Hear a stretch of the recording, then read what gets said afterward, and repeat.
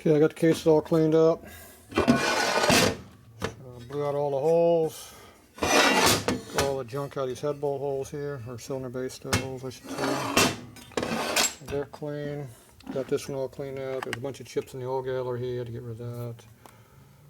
So that's down in here. Now, how much of that was me and how much was before? Still got solvent coming out of there. So yeah, I got that all blew out, blew up through the line here, made sure all that was out, blew through there, just blew everything out good. Blew all the crap out of the gears over here, obviously all this baffle area. So got these all cleaned up.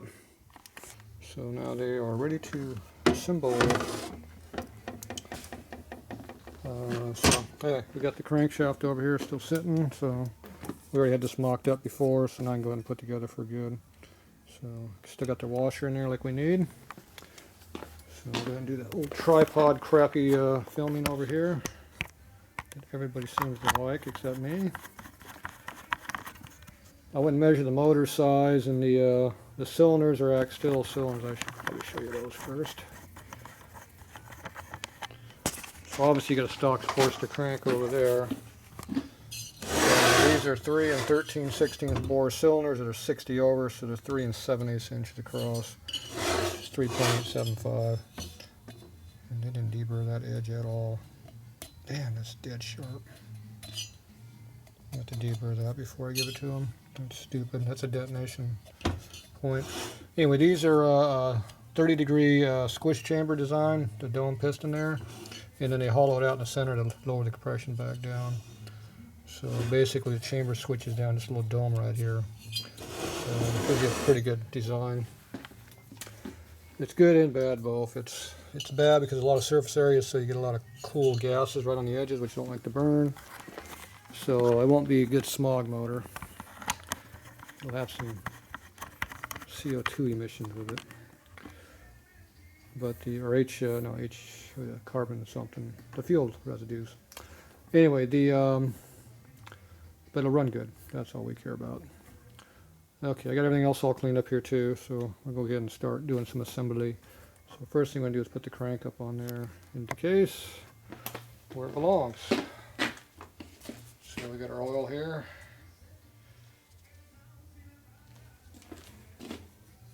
I got all the bolts for putting the case together, so I'm going to go ahead and snap the case up and put it together too. Shouldn't be any more issues with it. I probably should do another mock-up before I do that. But it's past 11 o'clock now, so I don't want to work on it all night. It's going to be midnight as it is probably. Maybe quicker. Alright.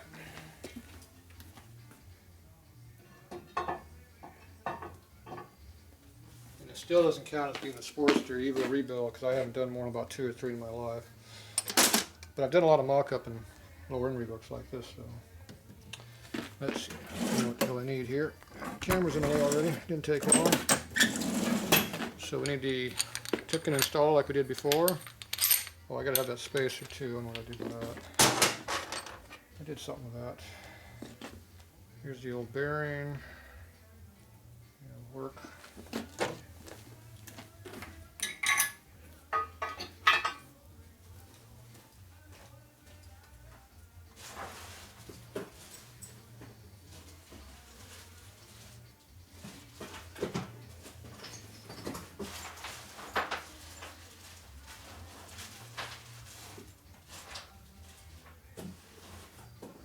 There it is.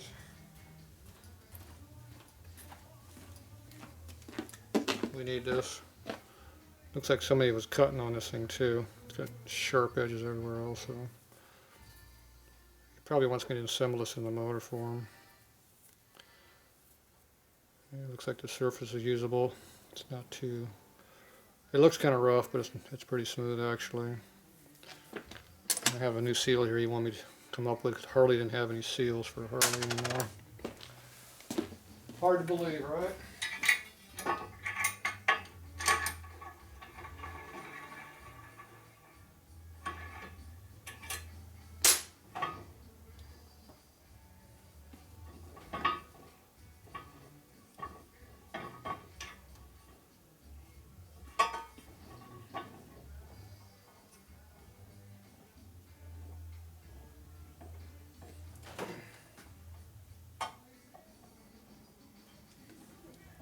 race and fit like we want. See, that's basically a street race motor. You have racing clearances invert. Not full race, but definitely loose.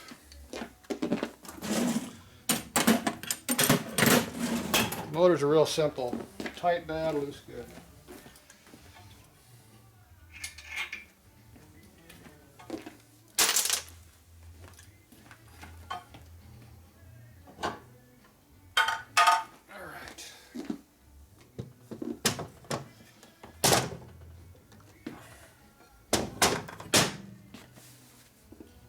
Go.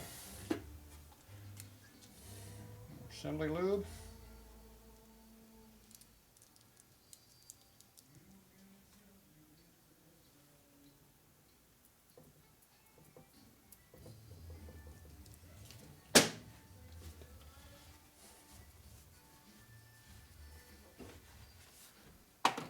Give you a 3-bond sealer. You have to blow it up to look at it. It's 1184. Gray shit.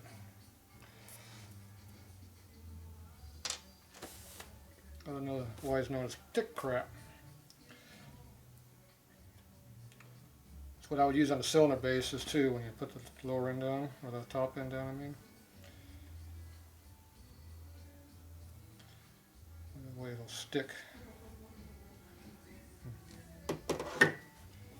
Get this all cleaned off. Solvent residue right there.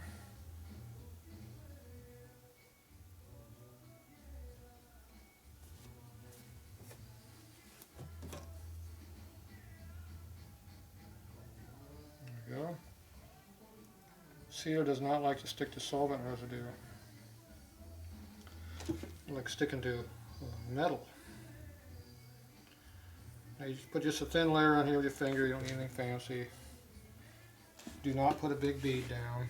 You don't need this crap inside your motor. We don't care about the outside, we just care about the inside.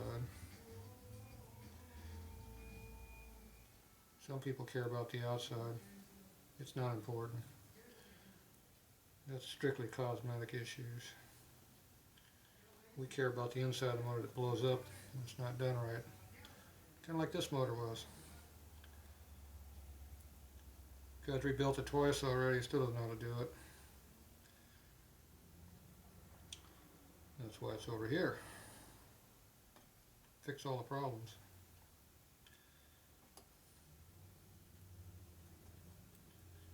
You can tell there's a lot of them. Hopefully there's not more.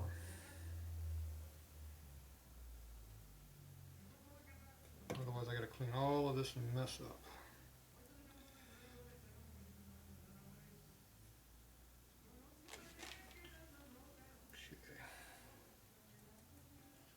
You don't have to snap the whole bottom down here, only the part on the bottom that matters.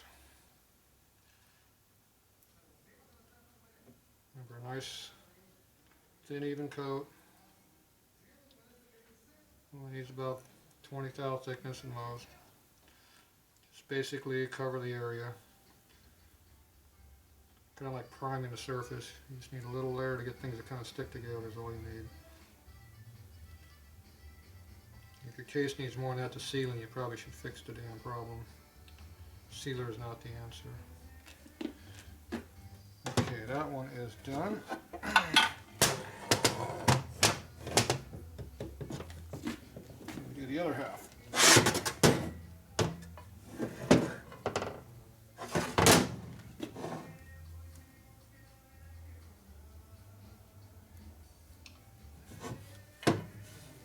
Wipe that real quick, make sure I got all the residue on.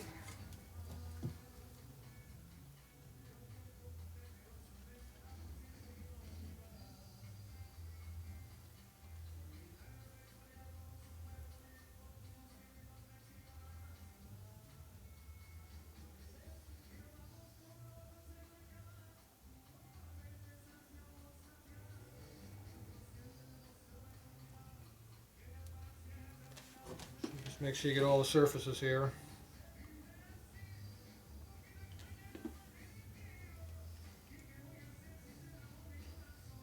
Could be doing this stupid mariachi music by now. Playing that crap for hours out there. Somebody's having fun tonight.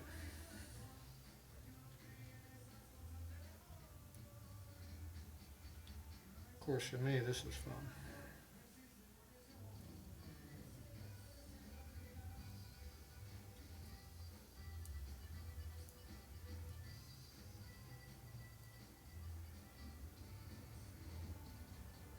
So make sure you get all these surfaces.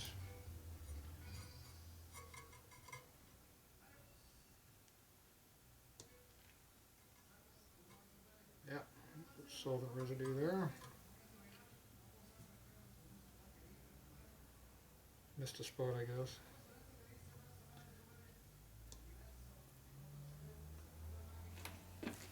Okay.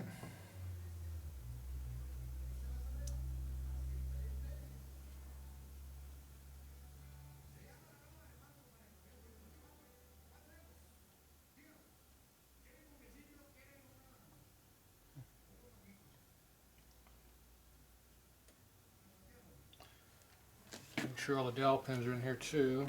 And there, one over here.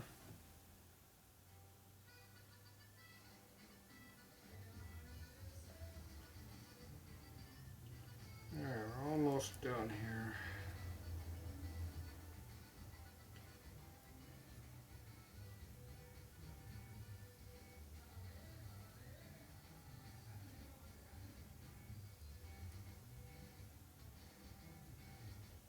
I also know wear those stupid ass gloves. Try smearing this crap on the gloves. Yeah, I did something with the lid.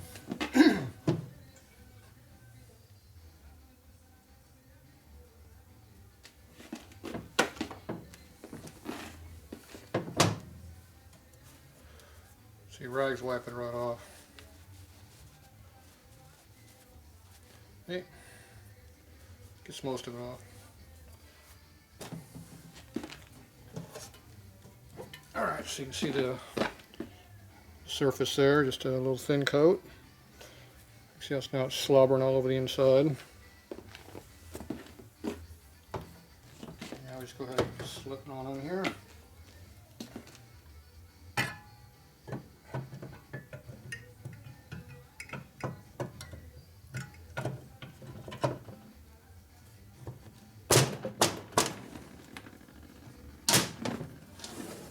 Okay. Excuse me. Okay, let's get our bolts in here first.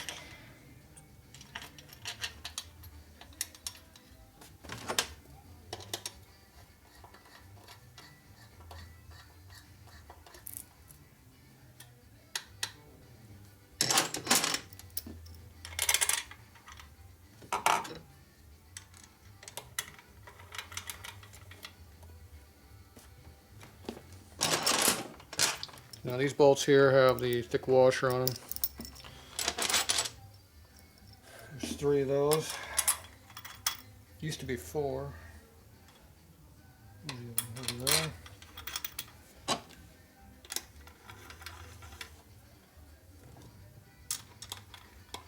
I usually try to tighten the center and work my way out on these things.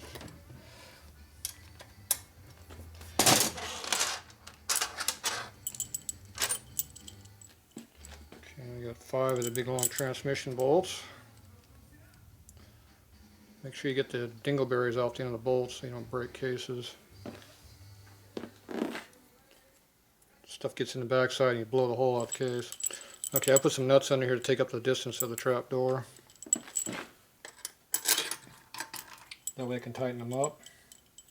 You want to make sure you tighten up the case all the way around with the sealer, because if you don't, the sealer will keep the cases spread apart and it will leak and won't be all pulled in like it's supposed to be, which is all bad. So it's best if you don't do that crap. Make sure you pull it all the way in, let the sealer set up overnight, and then you can pull the bolts out and it won't be a major issue. In case the sealer will glue the case together temporarily.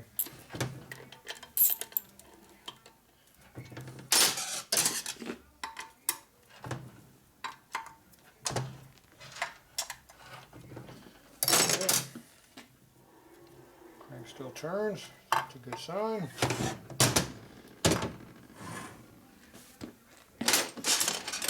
So we got these brake raider bolts, Torx head bolts down here. Very doubtful these are original, but that's what they had to use, so that's what we're going to put back.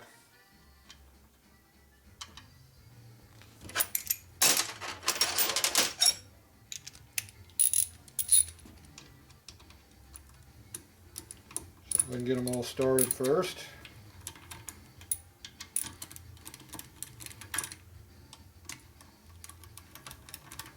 Okay. Same deal, like to tighten from the middle. Make your way out.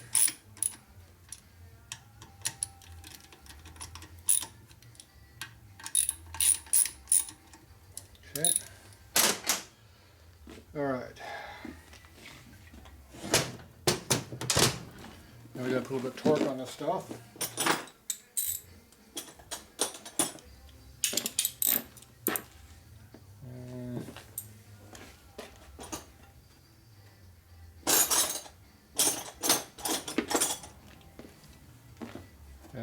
Somewhere. There it is.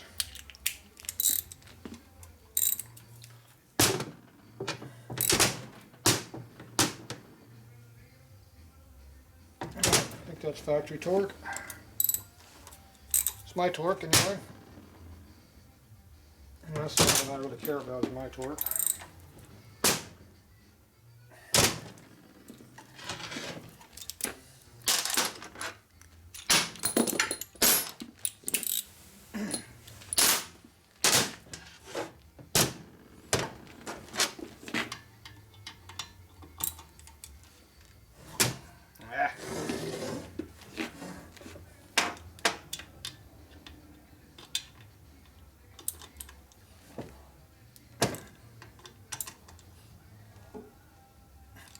Now remember, you're torquing aluminum, so don't make them too tight.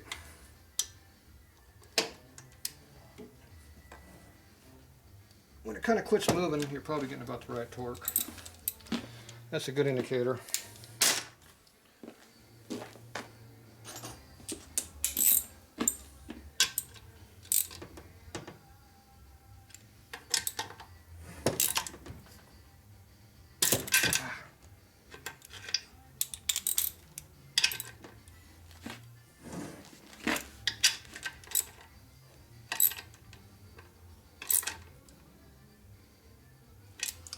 These long bolts are pretty stretchy, so I'm going to give them so much torque.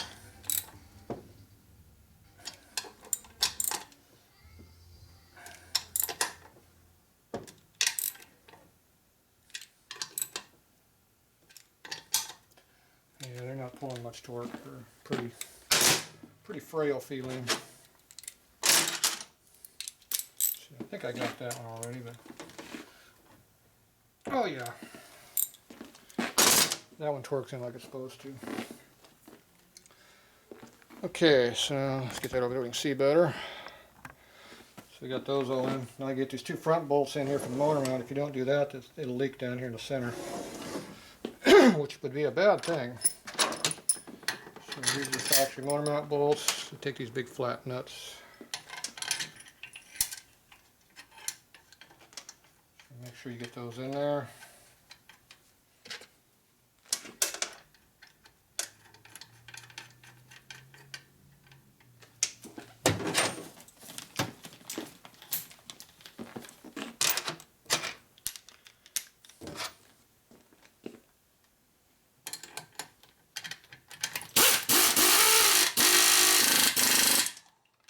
Tight.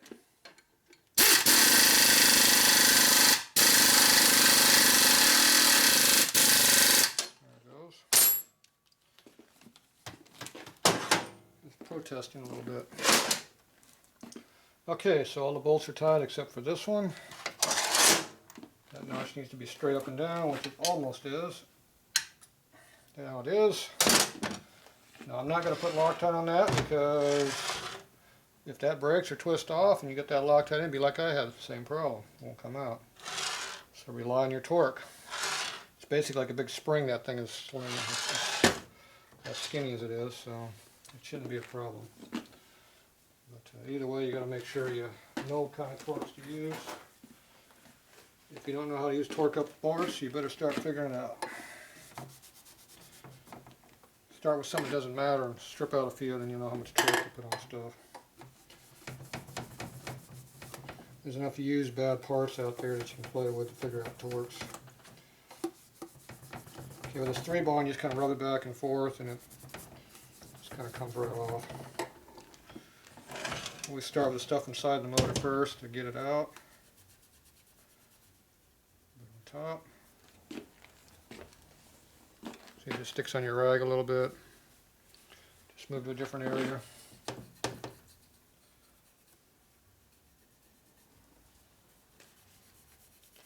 Three-ball and in-gaskets both just kind of wads up to little balls and just kind of disappears. I like it so much.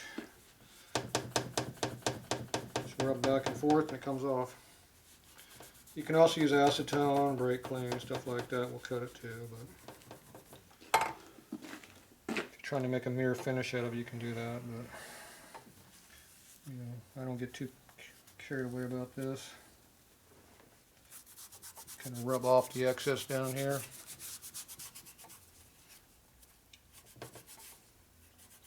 It's almost the same color as the case, so it's not like you really notice it that much.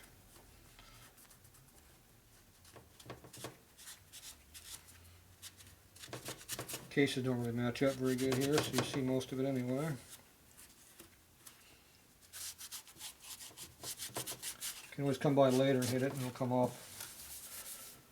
And the acetone stuff will re-melt the sealer and it'll come off anyway. It never does fully dry 100%. It's always got a little bit of cush to it. That's why it makes a good sealer.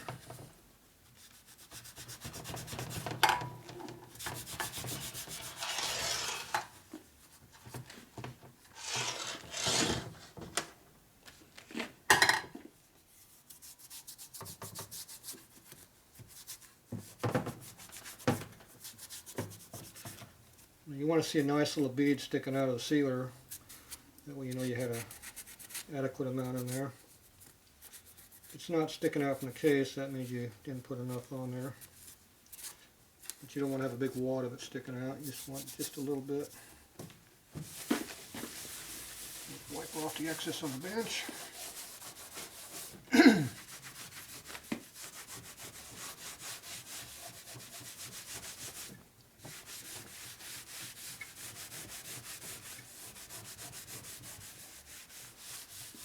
This rag doesn't have much grit to it, so it doesn't rub off very good. But it still takes it off.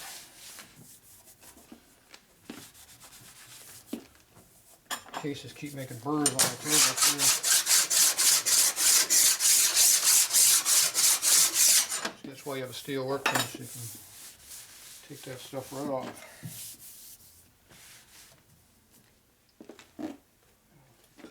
Yeah, right on top of the motor. Yeah, good shot. Way down there. Okay, I'll show you how much sealer we actually got here because I didn't really hit it over here on the side. I'm going to get off there. So you can see what I talk about. You want to see a little bit of a bead stick up. See, I didn't rub any of that off. So it's all in there. You can see it pretty good. Leave it up under here, you can see it. So you want just a nice little even bead. No big gusher of stuff sticking out. See, there's a fairly heavy area right there I didn't take off. I missed it. See, it just kind of wads up into a little ball. Boom. See, it just kind of disappears. There's your bare fingers, see? Gone. None of my fingers. You can see how it just kind of disappears down the whole line. You don't really see it. Gives you a nice clean finish there. A little bit more rubbing right there, looks like. And this side here is pretty clean too. So anyway, looks pretty good. Now after you put all this together, you want to make sure it rotates smoothly. Okay, the weight of the crank will bring it around. See? no extra dragging. You always make sure you do full turns, make sure. Next thing you want to look at this pinion shaft and make sure it's not wobbling.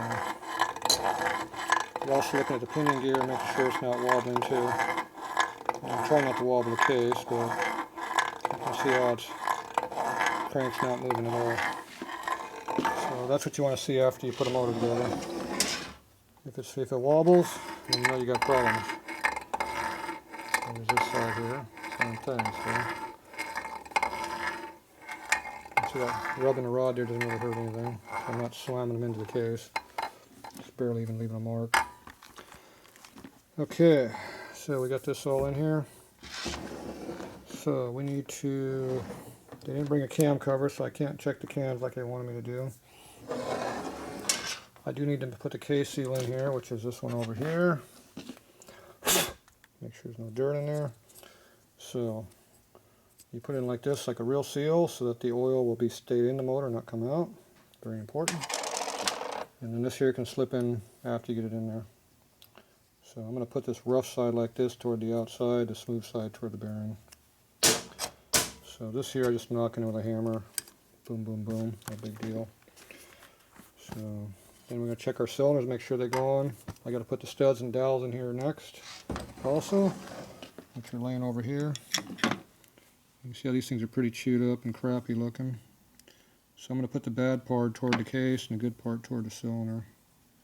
So pretty crappy looking. So, and the 4 little dowels for the lifter blocks. Now for the cylinder studs here, I'm going to put these on. On this particular version, the shoulder goes down. You're going to have a little bit of ball bearing right here. And what you do is you take one of your bolts, you put the bearing inside the hole, like that, drops down in there. Then you take your stud and run it on down into it. And that way the stud will bottom out against the ball bearing and not up inside the nut and jam the threads. So now you can use your nut up here to act as a driver to put your stud in the case. Put a little red Loctite on the threads and a little bit in the case and run it on in. And you can either do that by hand or you can do it with the air impact with a light tension on your air impact. You don't want to put these into a super tight torque because you'll pull the threads out. So you just need to bottom out, put about 15 pounds of torque on them. It's going to be plenty. Don't need to overload the studs. They're already overloaded enough. So kind of important you don't strip them out before you even put the top in on there. It does make a difference. Okay, good. Okay, now this here, usually what I do is just knock in with a hammer.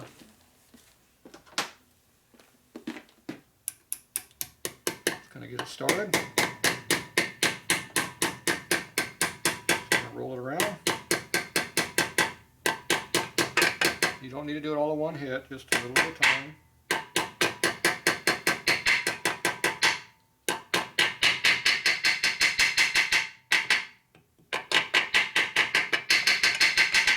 Go until it's flush with the hammer. So once it's in there all the way flush, it's in there. And then you just take your seal here and put it in there. Doesn't hurt to put a little lube on stuff.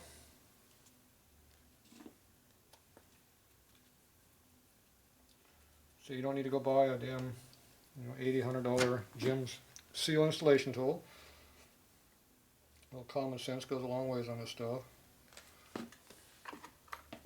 If you know how to use your tools, especially your hammer and your screwdrivers, important ones you use all the time, you can do stuff like this and not do any damage. I don't care if you do call me a hammer mechanic, it doesn't bother me any. Or a butcher, or anything else you want to call me, I don't care. Once it's in there, you make sure it's all the way in there hard against this Timken bearing in there. You should be able to feel it go metal against metal. If you don't feel metal against metal, then there's a spring that holds the seal in there, and you might have pushed the spring out because you didn't put it in right somehow. So make sure it rotates, no problem. That's good.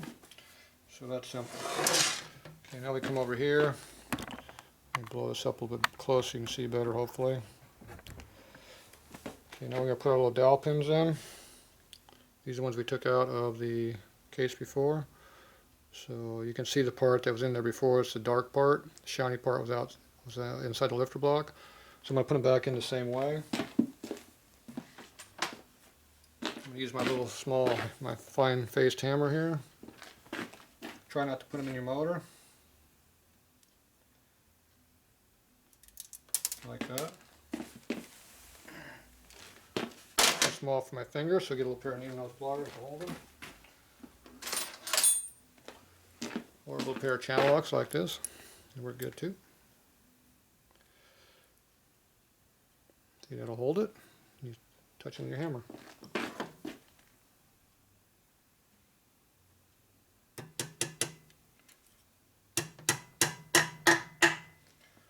Once you hear it go solid, quit hitting on it. If you keep bashing it, it's just going to make it worse. Break it, and it won't be any good.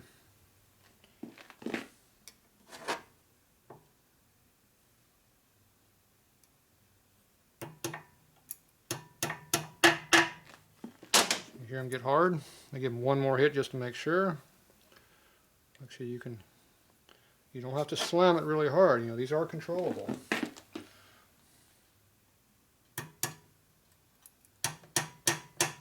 See it hit? One more time, just to make sure.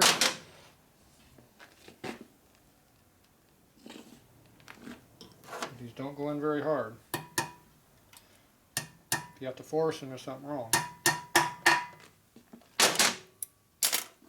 Okay, those are good. They're in. Okay, these ones here are the ones for the case. Now these are all screwed up on this one. You can see it's really bad. So we're going to put that on this one over here where the hole's bad. These appear to be pretty damn loose. So I'm going to take a little red thread locker. I didn't call it Loctite, it's not Loctite. But it is red. It looks and smells the same. Okay, the bad part, which has the flat on, I'm putting next to where the cylinder bore is.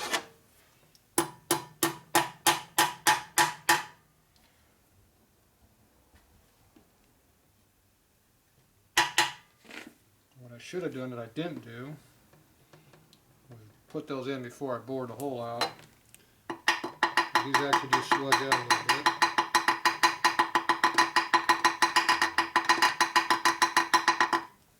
So I'm just taking a little ball peen here and lightly tapping it to make sure that the aluminum is pushed all the way against the pin.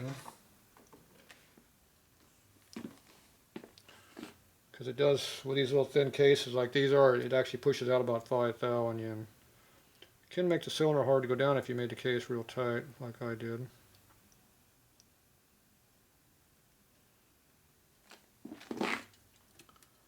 So the closer you do stuff, the more problems it causes. Now I like making stuff really, really close in my machining, so I have lots of problems when things are like this. Here, it gets harder. That means you're bottomed out. Quit going down. See, that one is too.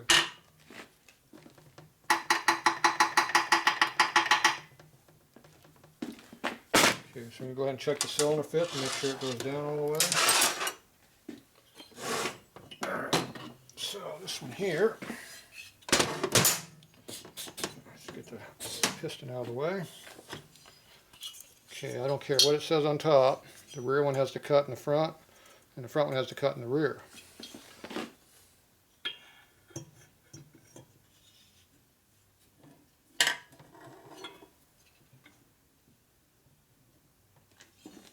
See how dowel pin caused the problem.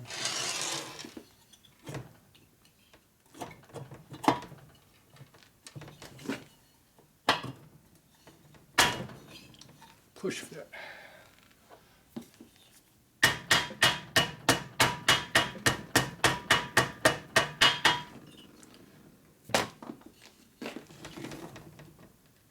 Good. Comes right off like it's supposed to. So there you go. Said that one didn't do that before. Wipe off the Loctite on the top here. Let me take the other one and do the same thing. So push the cylinder out of the way, or the piston, all the way down. Yeah, always go wrong direction, these things. Okay, I'm going to try this one, do the same thing. See how the cutouts toward the rear on the front cylinder.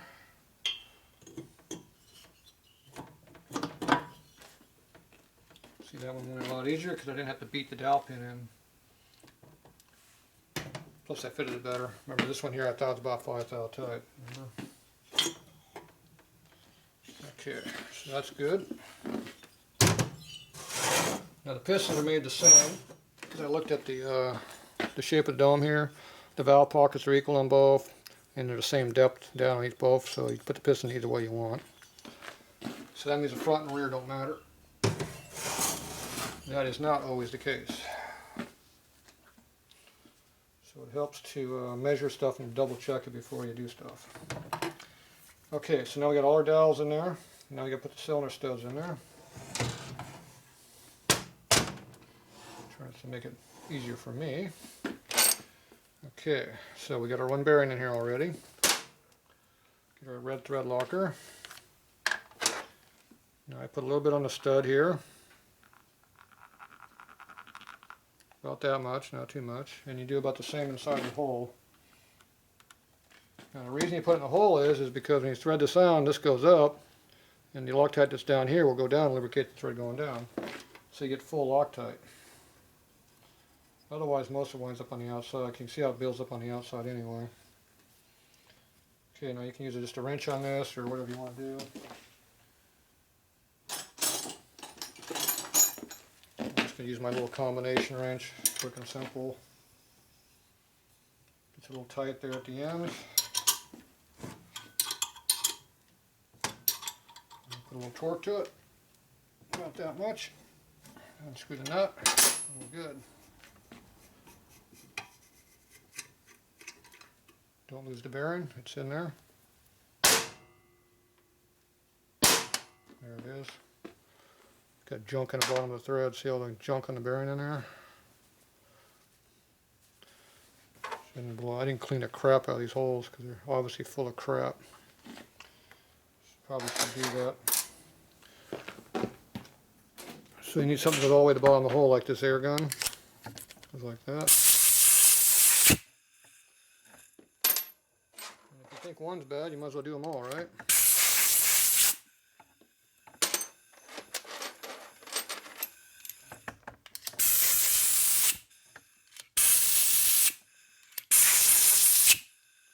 If in doubt, you clean it. You can crud in there.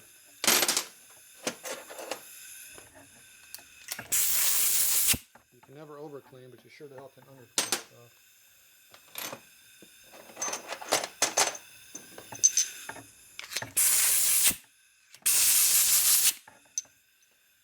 Alright.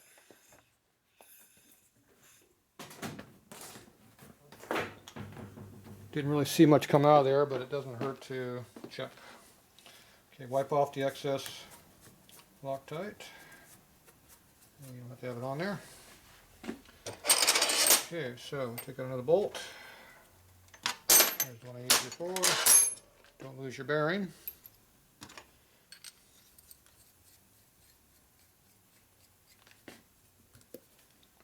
Do the same thing again.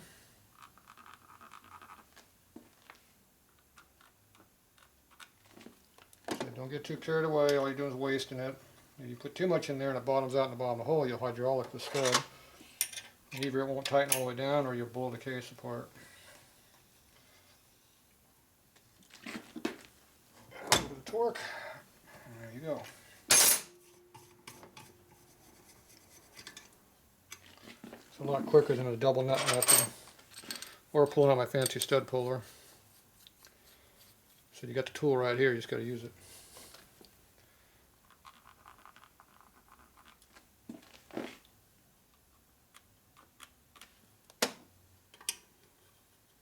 See, I don't think any Loctite residue on that one. I don't have it very often. Looks like this one's going to do it too.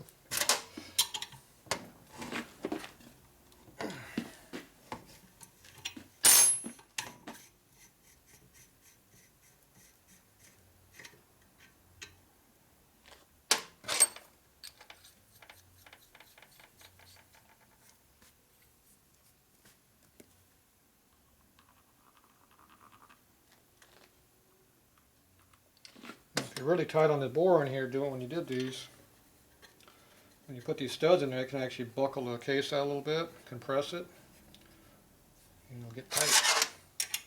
If you put your cylinders down to like 3 thou clearance or less, you'll have that problem. That's why it's best to give yourself 5 to 10. 3 is your absolute minimum.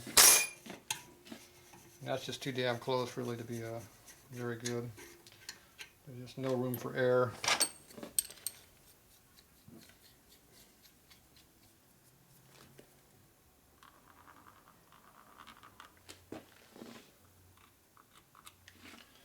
So you get no excess Loctite anywhere, and it's all being used. That's how it should be. This stud here has got a bit of a high stud on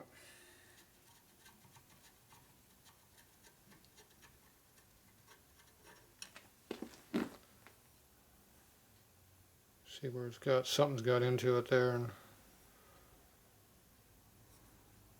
it's definitely sticking out above the surface too, so take my little file and knock that down.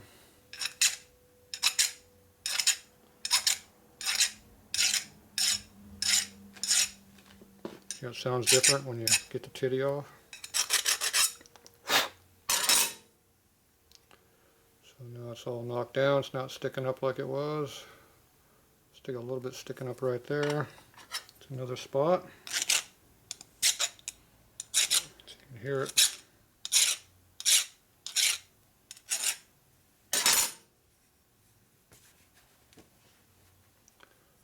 There you go. Yeah, still got a little spot. I think just one big low spot all the way across.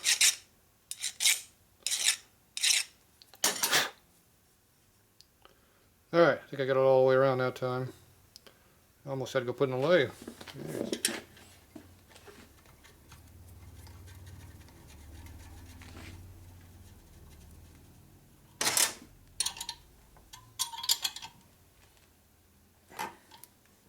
If I didn't burr that, it might catch on the edge of the cylinder. Usually you don't have that much, they're not that close, but you never know. It might be. So you just kind of fix those problems when you come across them, and you don't have to worry about them later. A couple minutes done now will save you an hour's worth of work or more later. Probably save you about 10 hours of work. It'll take you 5 hours to figure out what the problem is, and 5 more hours to take the motor apart and fix it.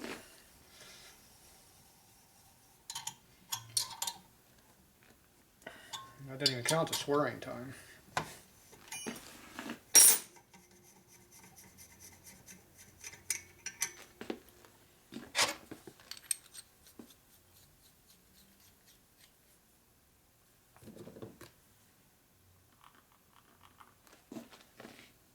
I'll do this one first.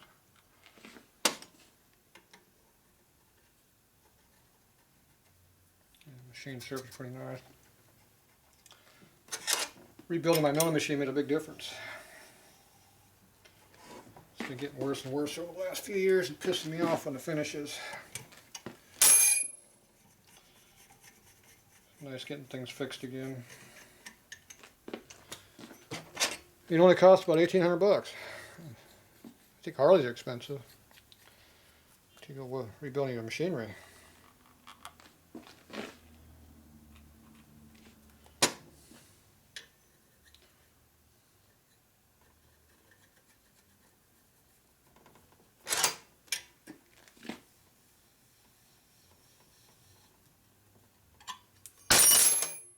Drop it. Now don't run your fingers across the other studs, it hurts. Doesn't hurt them, it hurts your knuckles. Just in case you didn't know. Okay, and after you're all done, get the bearing out. There you go. Because if it doesn't come out, you got a problem. Because then when you go to tighten the head bolt down, it might not tighten the head. It might just tighten the bolt. Okay, when you're all done, make sure you put the bearing back where it goes. This bearing goes in my toolbox. It's always in the same spot so I don't lose it.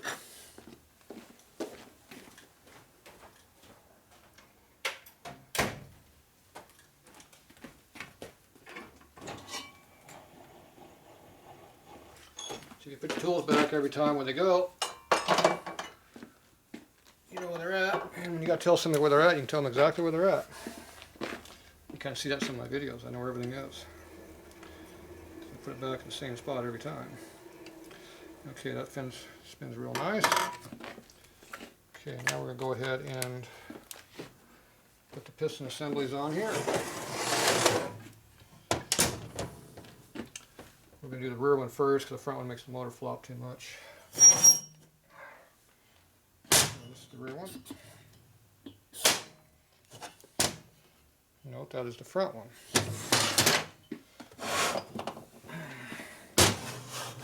This is the rear.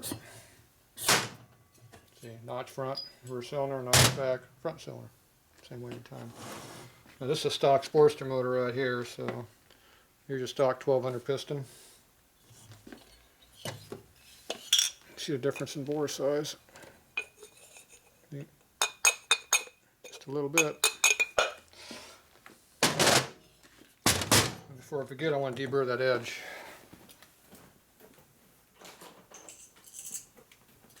So we get the deburring tool.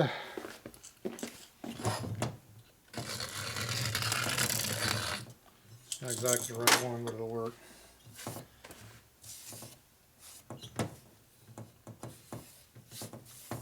Wipe off the chips, we don't want those in the motor.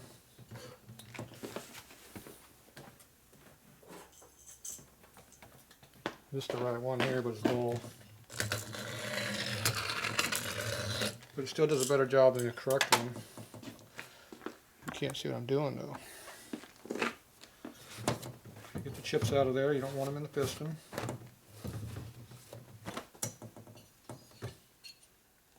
See, there's still some chips in there, I can't get them out. So you take the piston, shove it all the way down. A little extra out of it.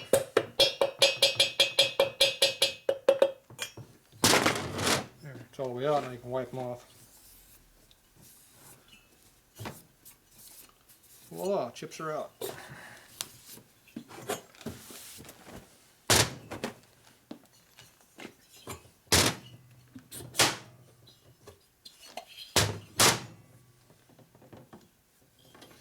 Okay, that one's done. Okay, we got the other one here. Okay, now you got two different cutters here. This one here is 90-degree angles. If you look at it from the side, it's 90 degrees.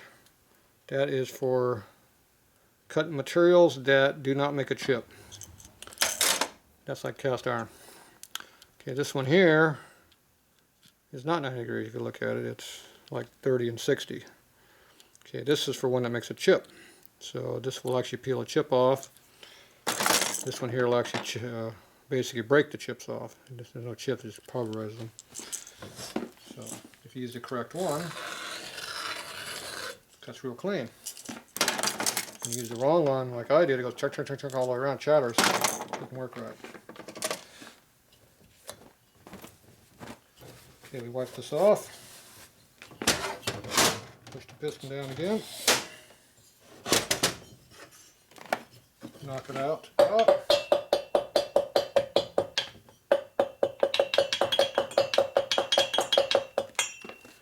But not so far as the rings come out. Wipe it off.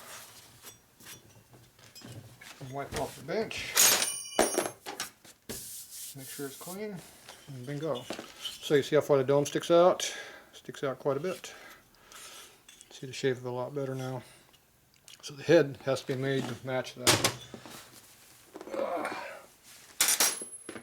See, this here is a stock Sportster head, 1200. See, this has to be cut at a 30-degree angle from here down about to here to match the piston for this motor to bolt together. That's a different motor right there that came in. Another emergency job. Another job that people know what they're doing. We'll show that one maybe in tomorrow's video. Okay, this is our front cylinder. So I'm going to knock this out until the wrist pin comes out.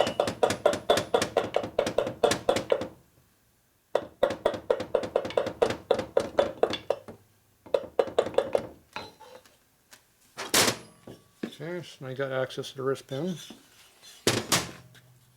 I'm not going to put clips in it. I'm just doing a mock-up. Looks like there's already a clip on that side over there. Okay, that one's ready to go together. Pull this one off. Do the same thing, knock it out until the piston comes out.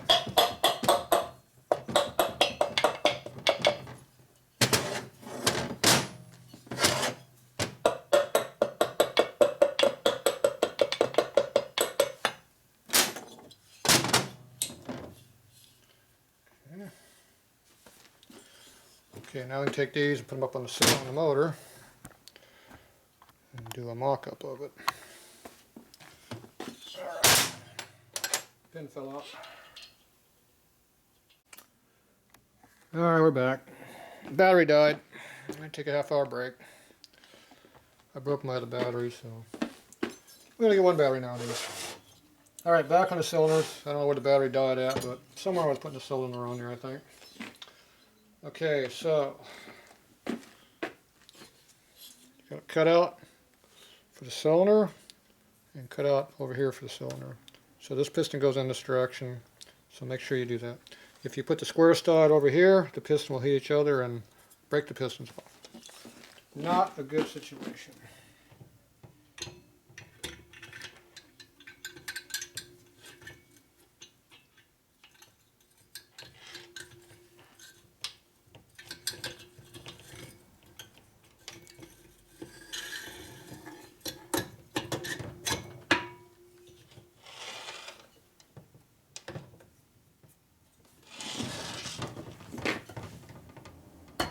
It slid right down like it's supposed to.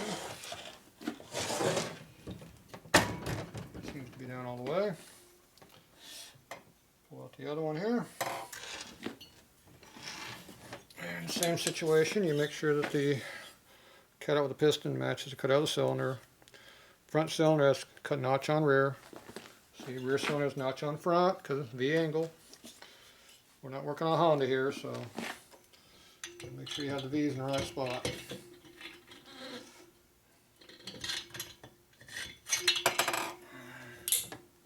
A little bit more.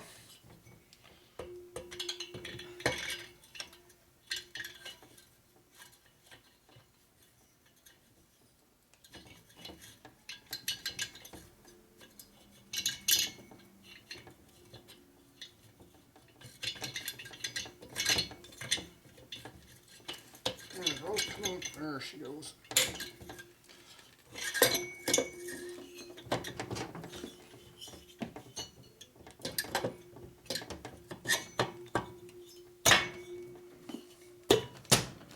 Ooh, it got heavy all of a sudden. Okay, so cylinder all the way down. Seems to be good.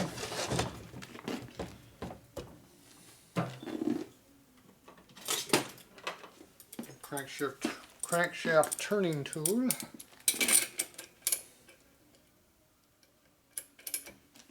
Make sure it all turns through like it's supposed to. I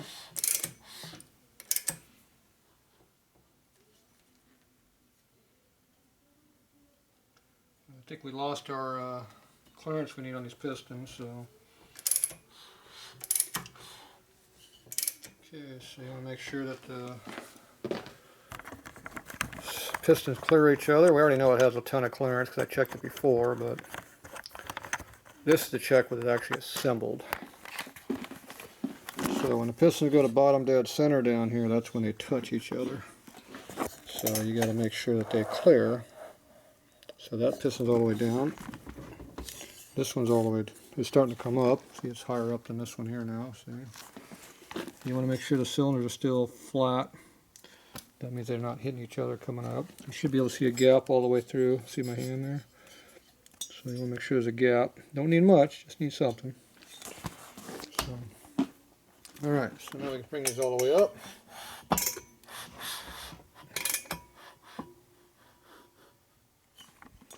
Okay, we're on the overlap now.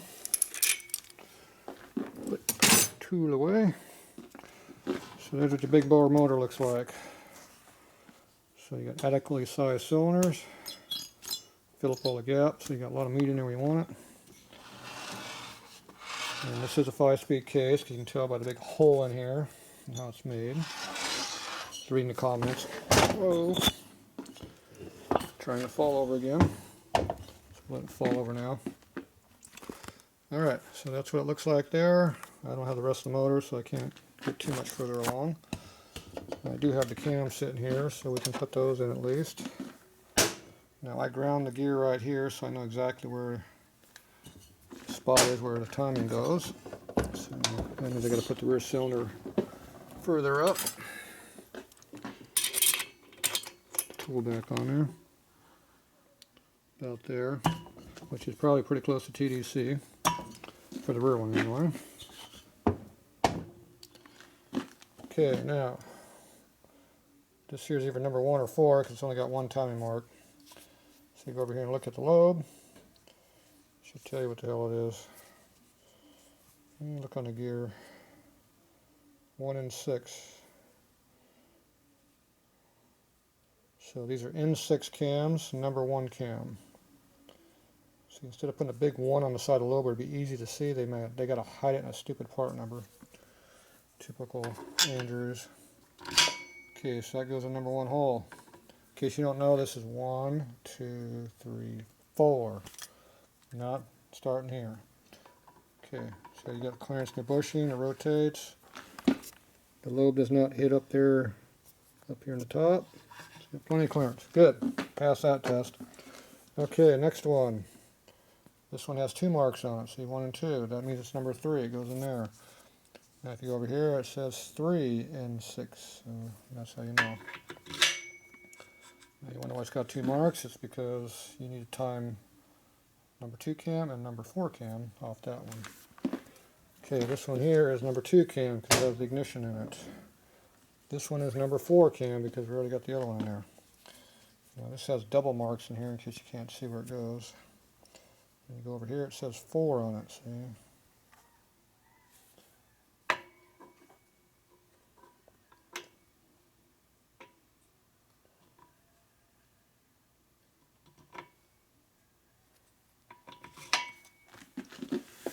Alright, so you get down here, 2 marks. I have no idea where we got marks up here. It's probably because this doesn't have the other gear on there like a 4-speed, early 4-speed cam would have. The gear actually is marked against this tooth here, but looks like they copied the same design, just changed a little bit for the later bike. All your alternator motors don't have a generator, so they only got 1 gear over here. That's how you tell them apart. Okay, now here's your mark right here. We probably need to get that straight over here a bit further. Turn it just a little bit more. Okay, this one here is number 2 cam because it has a distributor drive on it. Or you can go over here and look at it. It says number 2 on it. See? Okay, this has 3 marks on it. Number 1 cam, number 2 cam, and crankshaft. Number 1 cam, number 2 cam, and crankshaft. And I ground that angled notch so I can see it real easy. Because right now the notch is right there underneath the top of the gear. If that was over a little bit further, you couldn't even see that. Okay, so now you take this and you shove it in here. You take it and put it on the number 2. Then I usually try to get number 2 cam to line up. Then I get number 1 cam last. So I don't know if you can see in there, but you're got that one jammed in. This one slid over a little bit, and this one here looks like it's going in the right spot maybe. Okay, this one's half a tooth off. So it looks like this cam needs to go up a little bit. About to there. Slides in. Amazing how that works, huh? Okay, there's our notch. There's our mark. There's your mark over here. Kind of sloppy, but it's there. This one's a little sloppy. That one's good. So if you rotate this a little bit further one way or the other, the gear, the alignment would be a little bit better. Right there. Okay. So these ones here line up a little better. This one's good, and this one here still is a little sloppy. But the next tooth is going to be way down here, so you're in between 2 positions. So it's kind of a, they should have a mark on the point of the tooth, it looks like, doesn't it? So if in doubt, you rotate a little bit more and see if it ever lines up correctly. So if you get over here a little bit further, now you look at it, it looks a little lot better. See, it's got a mark there, got a mark there, and we're still in the mark here. Over further you can see better. So I usually like having the gears a little bit higher up than that. Usually I get the gears like over here when I'm timing them. So this one, in my opinion, should have been a little bit lower down there, but either way, that's where it is. It's lined up. Put it back over here where it lines up better. So you gotta make sure they're all good. Now later on, when you put this all together, when you put the cylinder on top dead center, on the overlap stroke, that's where both of these lobes are open. Both of the push rods, both the lifters will be equally up. If you have the valves in it, both your push rods will be equally up, and rocker arms and valves will be equally down. Most cams are installed straight up where they're both equal. Sometimes they're slightly varied, but they're pretty equal. You're talking 18-degree difference, so if you can't guess within 18 degrees whether your stuff is equal, you got a problem. But that's how you do a check to make sure where you're at. So if you want to see what that looks like, you take this motor here and you rotate this up the top dead center. And if you look down here, if you had lifters in here, both of those two lobes way down in there should be about equal on the arc. If you look at them down there. So without the lifter, that's hard to see because the cams are going different directions. This one's closing, this one's opening. So both lobes right now are on the same side over here. You know, like this side, because they're going different directions. These are actually coming together. This one's going down, this one's coming up. Alright, when you're on the other stroke over here, it'll be the same. On this one over here, if you look at it, both lifters are all the way down because we're on top dead center compression stroke. This is overlap stroke because both valves are open. This here is overlap stroke. This is compression stroke. So that means you put this on compression stroke. Okay, so now you're top dead center compression stroke because both these valves are closed right now. If you're looking down there, there's no lobes visible. You're on the bottom of the heel. It's way, way at the bottom. So that is how you tell the difference of where you're at. So if you adjust your valves on the overlap stroke, you're going to have a lot of valve clearance. So you always adjust your valves on the compression stroke. Top dead center, adjust both these valves. Turn the motor over 180 degrees. 360 degrees, one turn plus 45 degrees. And you can adjust these two. Because this one will be on compression stroke, top dead center. Don't mix them up. I see that happen a lot. People understand how these things work. Alright, so this is pretty well good to go. I'm put this over here for timing purposes. So now we're a little bit before top dead center. And we should be good. Alright, this motor's done until I can get more parts or the customer's going to finish it. I'm not sure what. It's actually not customer, it's the other shop. But anyway, I got to make sure I don't mix up parts here. This is another job over here that needs to be worked on. I'm not going to do it tonight, so tomorrow I'll clean it up a little bit and then I'll do it next week. Alright, so these here all go in here, but they're not going to fit very well. They're not going to do much because they stick up, so I just leave this stuff off. Put this back in the guy's box and he can figure it all out. So anyway, that's basically got all the machine work done on this motor, so it's pretty straightforward after here. Like I said, you got to check your backlash and your teeth, make sure they're not tight. Not much you can do about being loose, but you can you have to fix it if they're tight. So if these all check out as being loose, it's runnable. If it's loose, it just makes a lot of noise, it doesn't hurt anything. But anyway, it's just that's all that really matters. Obviously, when you get up into the heads up in here, when it comes time to do it, you got to make sure you don't have problems like this where you got valve-to-valve contact on your overlap stroke. That would be a bad thing. So you have to do a lot of measuring for your overlaps and coil binds and stuff like that. And valve-to-piston clearances, which is usually a ton. So, you know, you got to check it. The more of the stuff you do, you just got to keep doing it. Alright, well that's it for now. This one's done unless I get something else to do with it. So, anyway, there's what a 90-inch Sportster looks like.